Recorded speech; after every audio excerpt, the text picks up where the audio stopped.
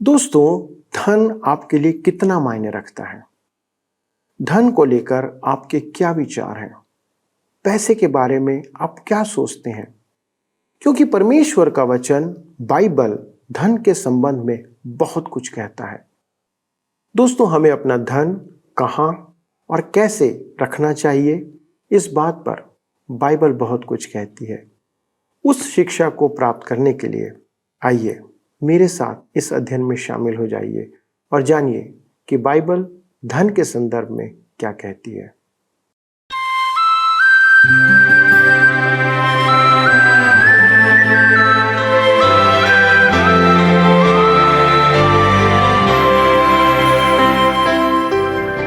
प्रिय मित्रों, आप सभी दर्शकों को सत्यवचन बाइबल अध्ययन की ओर से प्रेम भरा नमस्कार।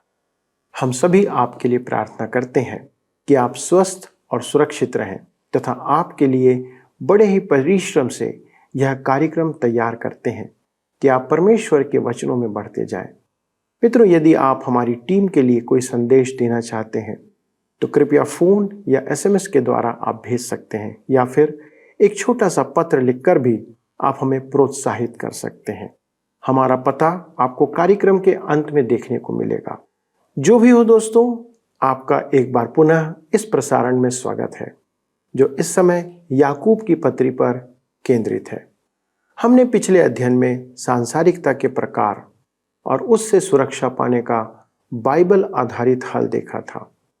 आज हम 5वें अध्याय से आरंभ करेंगे और आरंभ के 5 पदों में एक और मुख्य विषय को देखेंगे जो हमारे विश्वास को प्रकट करने का काम करता है। दोस्तों, हम सभी के लिए धन आवश्यक है, अर्थात पैसा। पैसे के बिना जीवन जीना असंभव नहीं पर कठिन है। आज जिस प्रकार प्रतिदिन महंगाई बढ़ते जा रही है, धन कितना भी अधिक क्यों ना हो, कम लगता है। बाइबल भी धन के विषय में बहुत स्पष्ट है। धन के संबंध में याकूब इस अध्याय में हमें कुछ महत्वपूर्ण शिक्षा देता है जो सभी विश्वासियों के लिए और सारे मानव समाज के लिए भी है। बाइबल स्पष्ट कहती है कि रुपयों का लोभ सारी बुराई की जड़ है। मित्रों, हम धन से या रुपये से कितना प्रेम करते हैं, यह प्रकट करता है कि हम आज धन के संदर्भ में कहाँ खड़े हैं। हमें यह समझना होगा कि धन बुरा नहीं है, पर उसका लोभ, उसकी लालच बुरी है, जो बाइबल की शिक्षा है। तो चलिए मित्रों, हम आज के अध्ययन से जानते हैं कि वचन धन को लेकर हमें क्या कहता है और हम आज स्वयं को इस विषय में कहाँ पाते हैं। चलिए अपने अध्ययन को आरंभ करें। मित्रों, पिछले अध्ययन में हमने देखा कि बाइबल कहती है परमेश्वर अभिमानियों का विरोध करता है पर दीनों पर अनुग्रह करता है। संसार से मित्रता करनी परमेश्वर से बैर करना है। पवित्र आत्मा का फल डाह करना नहीं है। परमेश्वर के अधीन हो जाने से शैतान निकट नहीं आता है। जो परमेश्वर के निकट आते हैं, परमेश्वर उनके निकट आता है। अपने पाप पर शोक करो। भाई पर दोष लगाने वाला पाप करता है और भलाई जानकर भी भलाई न करने वाला पाप करता है। घमंड करना बुरा है। मनुष्य का जीवन क्षणिक है, वह भाप के समान उड़ जाएगा। इसलिए दीन बनो। परमेश्वर दीन जन को शिरोमणि बनाएगा। अब हम अध्याय 5 को आरंभ करते हैं, जिसका विषय है धनवान को चेतावनी। प्रभु का आगमन शांति की बात है। धर्मी जन की प्रार्थना में सामर्थ। आइए हम सबसे पहले देखेंगे धनवान को चेतावनी। यह अध्याय याकूब की पत्री में यथास्थान से अलग प्रतीत होता है, परंतु यह एक अद्भुत अध्याय है। प्रथम 6 पदों से ऐसा प्रतीत होता है कि याकूब समाजवादी शिक्षा दे रहा है। धनवान को लूटो या धन का बंटवारा करें। परंतु इन पदों का ध्यान से अध्ययन करने पर ज्ञात होता है कि याकूब समाजवाद नहीं, विश्वासी के आचरण की शिक्षा दे रहा है, क्योंकि वह उस संसार में रहता है जो अन्याय से पूर्ण है। यहाँ स्वतंत्रता केवल एक स्वप्न है। याकूब के युग में रोमी संसार आज के संसार से भिन्न था। उनकी जीवन शैली सर्वथा भिन्न थी। याकूब के युग में मध्य वर्ग नहीं था, केवल धनवान और गरीब थे। धनवान बहुत धनवान थे और गरीब बहुत गरीब थे। उस युग का मसीही समुदाय अधिकतर गरीबों और दासों का था। उनके पास आज के समान महंगे आराधनालय नहीं थे। इस अध्याय के अध्ययन में हमें ध्यान रखना है कि याकूब धन संपदा को बुरा नहीं कह रहा है। बहुत से लोग सोचते हैं कि पैसा बुरा है, परंतु धर्मशास्त्र ऐसा नहीं कहता है। पहला तीमुथियुस के पत्र 6 अध्याय उसके 10 पद में पौलुस कहता है कि धन का लोभ सब प्रकार की बुराइयों की जड़ है। समस्या पैसे में नहीं, मनुष्य के मन की है। पैसे का मोह बुराइयों की जड़ है। याकूब धनवानों को उनके धनवान होने के लिए दोषी नहीं ठहरा रहा है। पैसे के साथ उनका संबंध उचित नहीं था। उसकी चिंता का विषय था कि उन्होंने पैसा कैसे कमाया और वे उसका कैसा उपयोग करते हैं। प्रभु यीशु ने पैसे और धन संपदा के बारे में बहुत कुछ कहा था। उसने 3 दृष्टांत सुनाए जो मेरे विचार में हमें याकूब की बात समझने में सहायक होंगे। लूका रचित सुसमाचार 16 अध्याय उसके 19 से 31 पद में लाजर की कहानी है, जिसे मैं सच मानता हूं। इस कहानी में उस धनवान की विलासिता दर्शाई गई है। लाजर को उसके द्वार पर कौन रख कर गया था, मैं नहीं जानता, परंतु वह धनवान उसका उत्तरदायी था। वह धनवान अपने बचे हुए टुकड़े उसे देता था। लिखा है कि कुत्ते उसके घाव चाटते थे, जबकि वह धनवान मनुष्य खाता पीता आनंद करता था। वह कैसे धनवान बना, यही उसके लिए लाजर का उत्तरदायित्व निर्धारित करता है।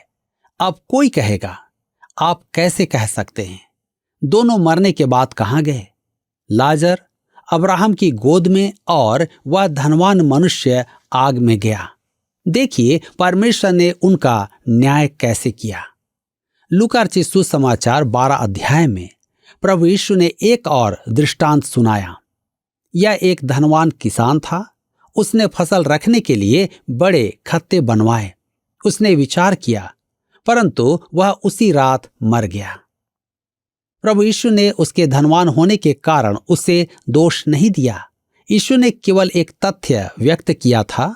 वह एक भला मनुष्य और विश्वास योग्य नागरिक था। वह अपना धन बुढ़ापे के लिए रखना चाहता था। उसने अनंत जीवन की चिंता नहीं की। प्रभु यीशु ने उसे मूर्ख कहा। वह लालची था, वह स्वार्थी था। वह अपने ही लिए धन एकत्र कर रहा था, जो एक प्रकार की मूर्ति पूजा है। परमेश्वर के वचन में लिखा है कि लालच करना मूर्ति पूजा है। मूर्ति पूजा वस्तुओं की पूजा करना है, परंतु स्वार्थ अपनी ही पूजा करना है। आज ऐसा बहुत अधिक होता है। सच तो यह है कि इसे मसीही सद्गुण कहा जाता है। हमें अपने लिए आदर भाव रखना है, हम में आत्मविश्वास होना चाहिए, परंतु यूहन्ना रचित सुसमाचार 15 अध्याय उसके 5 पद में प्रभु यीशु कहता है, मुझसे अलग होकर तुम कुछ भी नहीं कर सकते। तीसरा दृष्टांत एक अन्यायी भंडारी का है, जिसके द्वारा हमें पैसों का विवेकी उपयोग सिखाया जाता है। परमेश्वर मनुष्य के धनोपार्जन ही नहीं, उससे पैसों के उपयोग का लेखा भी लेता है। बाइबल पाठ पर ध्यान देने से पूर्व हमें एक प्रश्न पर ध्यान देना है। याकूब जिन धनवानों का उल्लेख करता है, वे मसीही जन हैं या अविश्वासी? इस विषय में मतभेद है, परंतु मैं उन्हें अभक्त धनवान कहता हूं और इस विषय में मैं जॉन कॉल्विन के विचारों को स्वीकार करता हूं। थॉमस मंटन का कहना है कि कैल्विन के अनुसार यह 6 पद प्रबोधन से अधिक भर्त्सना है, जिसमें प्रेरित उन्हें करने के निर्देश उतने नहीं देता जितना कि उनके विषय की चर्चा करता है कि विश्वासी अत्याचार में धीरज धरने की प्रेरणा पाएं। यह प्रेरित का सीधा सा निष्कर्ष है। याकूब विश्वासियों को प्रबोधन करते करते इन अभक्तों की ओर उन्मुख क्यों होता है? सच तो यह है कि वह अब भी विश्वासियों से ही कह रहा है। यह कैसे हो सकता है? वह अति स्पष्ट रूप से अभक्तों को संबोधित कर रहा है। वह धनवानों से कहता तो है, परंतु विश्वासियों को भी समझाता है कि वे इस ईश्वर रहित संसार में रहते हैं, जहां ये अभक्त धनवान उन पर अत्याचार करेंगे और उनका अनुपयुक्त लाभ उठाएंगे। वे इन दुष्ट धनवानों की दया पर पलेंगे। यूहन्ना रचित सुसमाचार 16 उसके 33 पद में प्रभु यीशु ने इसकी भविष्यवाणी कर दी थी। संसार में तुम्हें क्लेश होता है, परंतु ढाढ़स बांधो, मैंने संसार को जीत लिया है। ऐसी परिस्थिति में विश्वासियों को धीरज धरना होगा, क्योंकि परमेश्वर इन धनवान अभक्तों को पृथ्वी पर नहीं तो अनंत जीवन में दंड देगा। इस अध्याय के पद 6 में यह अति स्पष्ट किया गया है, तुमने धर्मी को दोषी ठहराकर मार डाला। परमेश्वर धनवानों के इस कांड को दंड देगा। वह तुम्हारा सामना नहीं करता, परंतु ऐसा प्रतीत होता है कि परमेश्वर उन्हें बचने का समय देता है, तथापि वह अंत में उन्हें दंड अवश्य देगा। मैं तो कहूंगा कि मैं गरीब रहकर स्वर्ग जाना चाहूंगा, अपेक्षा इसके कि धनवान होकर नरक में जाऊं। परंतु परमेश्वर का धन्यवाद हो कि मैं वहां नहीं जा रहा हूं, क्योंकि प्रभु यीशु मेरे लिए मरा और मैंने उसका अनंत जीवन का वरदान स्वीकार किया है। दाऊद दुष्टों की समृद्धि देखकर विस्मित था। भजन संहिता 37 उसके 35 और 36 पद में वह कहता है, मैंने दुष्ट को बड़ा पराक्रमी और ऐसा फलता देखा जैसा कोई हरा पेड़ अपनी निज भूमि में फैलता है, परंतु जब कोई उधर से गया तो देखा कि वह वहां है ही नहीं, और मैंने भी उसे ढूंढा परंतु कहीं ना पाया। इस भजन के आरंभिक पदों में दाऊद भी याकूब के समान ही परामर्श देता है। पद 7 में कहता है, यहोवा के सामने चुपचाप रह और धीरज से उसकी प्रतीक्षा कर। उस मनुष्य के कारण न कुढ़ जिसके काम सफल होते हैं और वह बुरी युक्तियों को निकालता है। यह एक प्रबल कथन है। वह अभक्त धनवानों के विषय में कह रहा है। दाऊद बहुत परेशान रहता था जब तक कि उसने मंदिर में जाकर न देखा कि परमेश्वर समय आने पर उन्हें दंड देगा। आइए हम पढ़ें याकूब की पत्री 5 अध्याय उसके 1 पद। लिखा है, हे धनवानों सुन तो लो, तुम अपने आने वाले क्लेशों पर चिल्ला चिल्ला कर रो। याकूब अपने समय के धनवानों के विषय में कह रहा है या भविष्य में कभी आने वाले धनवानों के विषय में कह रहा है। वह अपने समय के धनवानों को चेतावनी दे रहा है, परंतु उसका अभिप्राय किसी भी युग के धनवानों से है, विशेष करके हमारे युग के। याकूब ने सन 45 से 50 के मध्य यह पत्र लिखा था। कुछ का मानना है कि सन 60 में। जो भी हो, यरूशलेम के मंदिर का पतन अभी भविष्य की घटना थी। रोमी तीतुस यहूदियों और मसीही अनुयायियों से घृणा करता था। उसने यरूशलेम को ऐसा ध्वंस किया जैसा वह पहले कभी नहीं किया गया था। उसके प्रस्थान के बाद एक भी धनवान यहूदी नहीं बचा था। जो मारे नहीं गए वे बंधुआई में ले जाए गए थे। उनका धन या तो नष्ट हुआ या खो गया या छीन लिया गया। याकूब इस आने वाली घटना को ध्यान में रखकर कह रहा था, क्योंकि प्रभु यीशु ने स्वर्गारोहण से पूर्व इसकी भविष्यवाणी की थी। लूका रचित सुसमाचार 21 अध्याय उसके 20 पद में, जब तुम यरूशलेम को सेनाओं से घिरा हुआ देखो तो जान लेना कि उसका उजड़ जाना निकट है। यह भविष्यवाणी सन 70 में पूरी हुई। याकूब के पत्री 5 के 2 में आगे लिखा है, तुम्हारा धन बिगड़ गया और तुम्हारे वस्त्रों को कीड़े खा गए हैं। प्रभु यीशु के आगमन के प्रकाश में उन्हें चेतावनी दी गई थी कि संसार की संपूर्ण धन संपदा मिट्टी में मिल जाएगी। मेरे मित्रों, यह स्पष्ट था कि न तो उस युग में और न आज इस चेतावनी का धनवानों पर प्रभाव पड़ा, परंतु वे जानते थे कि उनका भविष्य अनिश्चित है। आज के धनवान भी जानते हैं कि कब क्या हो जाए या मुद्रास्फीति हो जाए। यह तो उसी समय से है जब से मनुष्य ने मुद्रा छापना आरंभ किया है। समय अच्छा भी रहेगा और बुरा भी। कभी ऐसा भी समय था कि धनवान रात भर में कंगाल हो गए थे। उस समय पैसे का मूल्य नहीं रह गया था। याकूब की पत्री 5:3 में लिखा है, तुम्हारे सोने चांदी में काई लग गई है और वह काई तुम पर गवाही देगी और आग के समान तुम्हारा मांस खा जाएगी। तुमने अंतिम युग में धन बटोरा है। याकूब कहता है, तुम जानते हो तुम्हारा सोना और चांदी सड़ जाएगा क्योंकि तुम नाश होगे। यह अभक्त धनवान का दंड है, जैसा यीशु के 2 दृष्टांतों से प्रकट है। दोनों मर गए। मृत्यु धनवान को उसके धन से अलग कर देती है। एक धनवान मनुष्य मरने पर था। उसकी संबंधी बाहर खड़े प्रतीक्षा कर रहे थे। जब डॉक्टर और वकील बाहर आए तब एक ने साहस करके पूछा, उसने कितना कुछ छोड़ा है? वकील ने उत्तर दिया, वह सब कुछ छोड़कर चला गया, अपने साथ कुछ नहीं ले गया। मेरे मित्रों, इस प्रकार उसमें काई लगती है। एक व्यक्ति किसी कुलीन धनवान की भूत संपदा देख रहा था। महाराज, यह सब तो स्वर्ग के समान अच्छा है, परंतु नरक के साथ बहुत भयानक होगा। याकूब अभक्त धनवानों को धन संग्रह के लिए झिड़कता है। सोना चांदी में काई लग जाती है। आज वह बहुतायत है, कल कुछ ना होगा। मनुष्य लाखों रुपए कमाकर भी संतुष्ट नहीं होता है, वह और अधिक कमाना चाहता है। वे कमाते जाते हैं परंतु खुश नहीं रह पाते। एक धनवान मनुष्य था जो अपने अंतिम दिनों में अकेला रोगग्रस्त पड़ा था, जिसका नाम था हावर्ड हागिज। दूसरा था जे पॉल गेटी। उसने कहा, मैं एक शुभ विवाह के लिए अपनी संपूर्ण धन संपदा दे दूंगा। परमेश्वर ने दबा कर रखने के लिए धन नहीं दिया है, उसका बांटना आवश्यक है।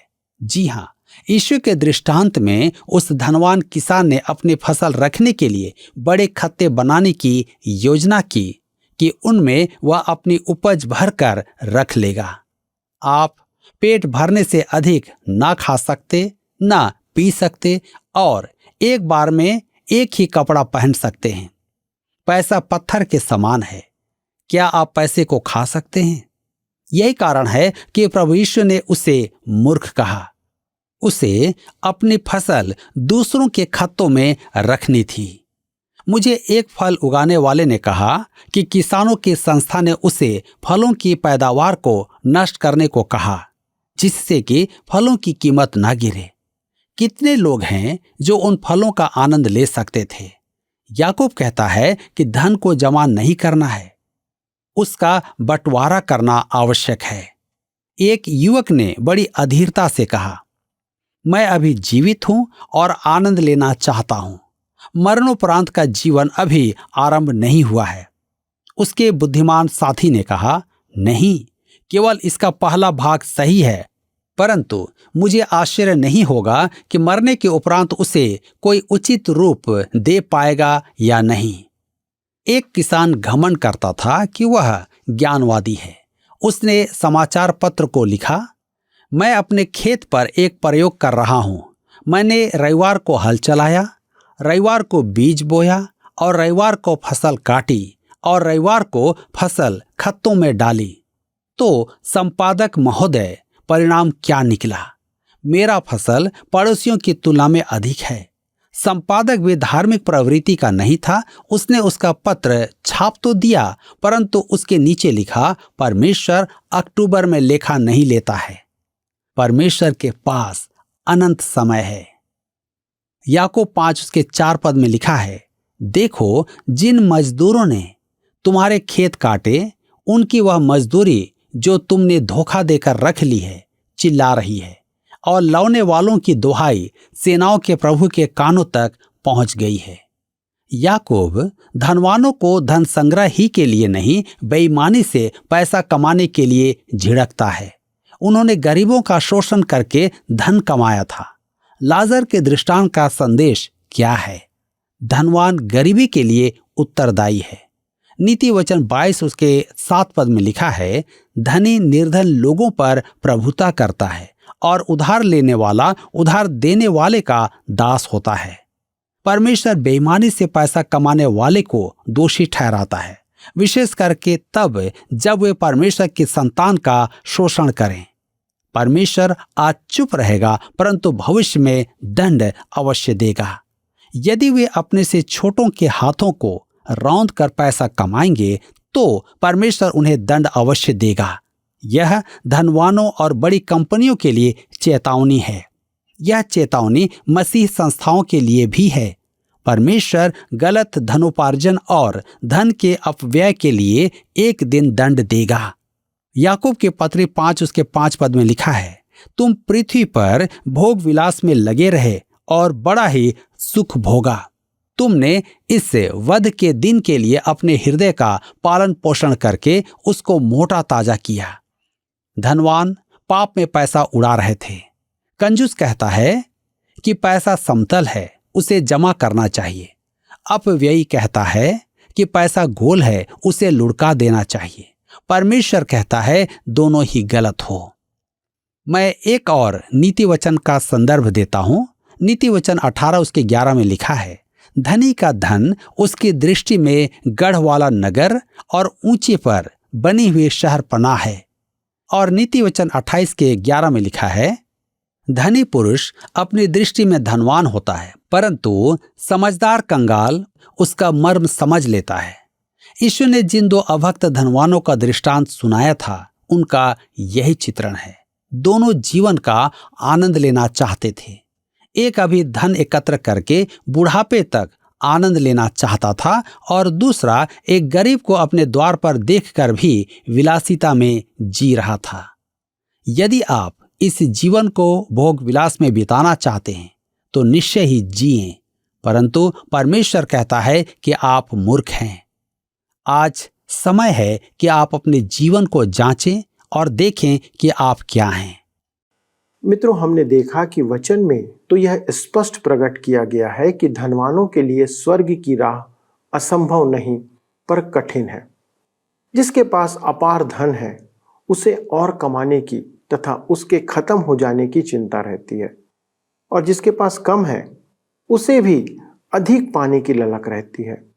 हम सब अपने भविष्य के लिए चिंता करते हैं और धन एकत्र करते हैं कि बुरे वक्त में उसका सहारा ले सकें, पर बाइबल कहती है कि धन के लिए अधीर होना या केवल उसके पीछे ही भागते रहना पाप है।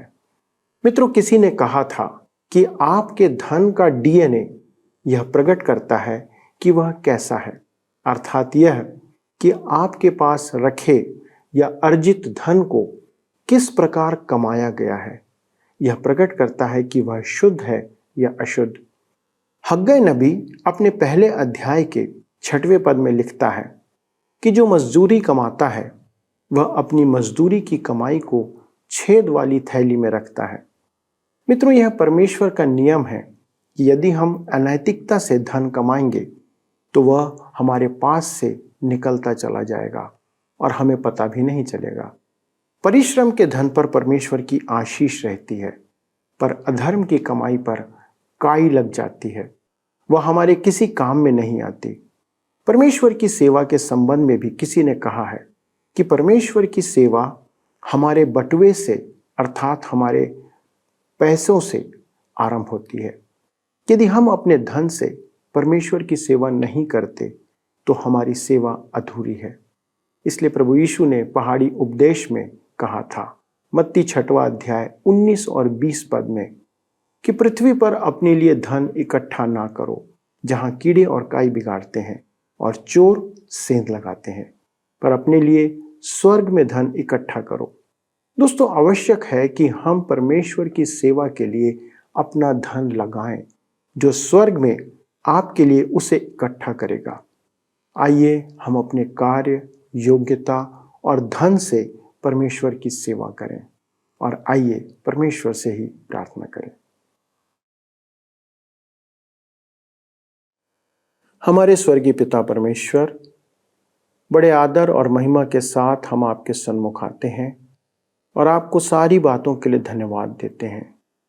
पिता परमेश्वर, आपका वचन प्रतिदिन हमसे बातें करता और हमें नई नई बातों को सिखाता है जो हमारे जीवन के लिए आवश्यक है। पिता, आज जब हमने धन के संदर्भ में आपके वचनों को सुना और सीखा है, प्रभु हमारे हृदय में, हमारे मनों में प्रभु इस विचार को बनाए रखें कि हम अपने धन से, अपनी अर्जित संपत्ति से प्रभु आपकी महिमा करें, और हम इस धन के पीछे ऐसे ना भागें जैसा वचन हमसे अपेक्षा नहीं करता। पिता, हमारी प्रार्थना है कि हमारे सभी दर्शकों के जीवन में जो कुछ वे परिश्रम करते हैं, मेहनत करते हैं, उससे जो कमाते हैं प्रभु, उस पर आपकी आशीष का हाथ रखें। जो कुछ उनके पास है प्रभु, उसमें अपनी भरपूरी बनाए रखें, ताकि उनकी सारी आवश्यकताएं उससे पूरी होने पाए। प्रभु, हम जानते हैं कि धन हमारे लिए उतना महत्वपूर्ण नहीं है, परंतु हमारे दैनिक जीवन के लिए, हमारी आवश्यकताओं के लिए प्रभु उसकी आवश्यकता होती है। हमारी सहायता करें प्रभु कि हमें जो कुछ मिले उसमें हम प्रभु आपकी सेवा और महिमा करें, और साथ ही साथ उससे पिता परमेश्वर हमारी आवश्यकताएं पूरी होने पाए, और हम वचन के अनुसार इस धन के प्रति अपना व्यवहार जीवन भर बनाए रखें। धन्यवाद के साथ पिता, इस विनती को प्रभु यीशु क्रिस्त में होकर मांगते हैं, आमीन। दोस्तों, मुझे पूरा विश्वास है कि आज जिन बातों को आपने सीखा है वो आपके आने वाले समय के जीवन में सहायता करेगी, और आप अपने धन को एक नए दृष्टिकोण के साथ उपयोग करेंगे। अगले प्रसारण तक परमेश्वर के अनुग्रह में बने रहें, अपने धन को परमेश्वर की सेवा में लगाते रहें, और अपने लिए स्वर्ग में धन इकट्ठा करते रहें। प्रभु आपको आशीष दे। आइए अब हम प्रश्न को देखें। पिछले प्रश्न का उत्तर है सी, संगति। शैतान का सामना करने के लिए एक विश्वासी को परमेश्वर की संगति की आवश्यकता होती है। आज के अध्ययन पर आधारित प्रश्न है, प्रभु यीशु मसीह के द्वारा की गई यरूशलेम के पतन की भविष्यवाणी खाली स्थान में पूरी हुई। ए सन 60, बी सन 70, सी सन 75, डी सन 65। मित्रों, इस प्रश्न का उत्तर हमें कल सुबह 6 बजे से पहले विकल्प ए, बी, सी या डी के साथ अपना नाम, पता, स्थान के साथ 9651433397 पर SMS या WhatsApp करें। क्या आपको यह कार्यक्रम पसंद आया? अभी हमें एक मिस कॉल करें और आप अगले विजेता हो सकते हैं।